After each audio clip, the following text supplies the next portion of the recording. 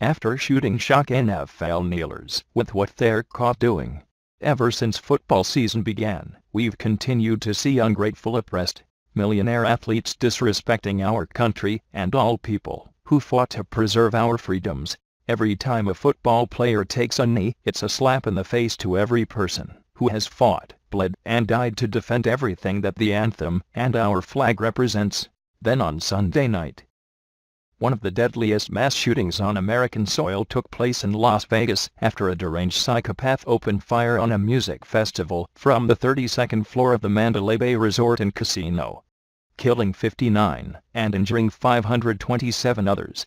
And the very same people who are represented by our country's flag and our national anthem rose to the occasion and proved just exactly why they are held in such high regard by red-blooded Americans. Russell Black was one of the thousands of people who attended the concert that night and relayed to Fox News his horrifying account of events, sharing his story of what he witnessed and how he managed to escape what he described as pure chaos and carnage taking place everywhere he looked.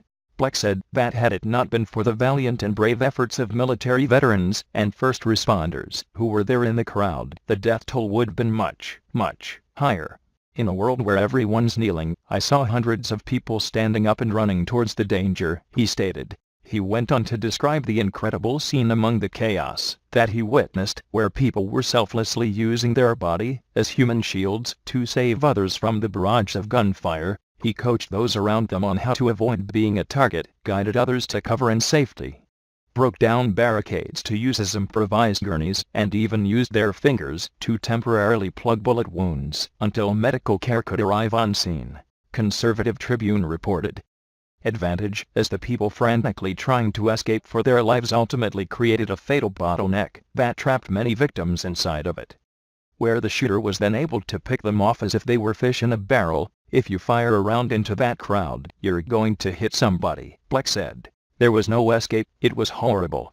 You saw a lot of ex-military just jump into gear. I saw guys plugging bullet holes with their fingers, while everyone else was crouching. Police officers were standing up at targets, just trying to direct people, tell them where to go, he continued. The amount of bravery I saw there, words can't describe what it was like. As heroes rushed to help their fellow Americans, Black then recalled how there was no relief to the continual barrage of gunfire. The shooter was just spraying the crowd. He was relentless. There was no stopping. You had 5, maybe 8 seconds to move from cover to try to move and get out of there. As he reloaded, it wasn't until much later Black would learn that the shooter was perched on a 32nd floor of the hotel room across the street. At the time, he thought the shooter was on the ground and picking off targets. As he made his way through the crowded concert, there was just no telling. And then it would echo throughout the area, so nobody knew where to go, he said.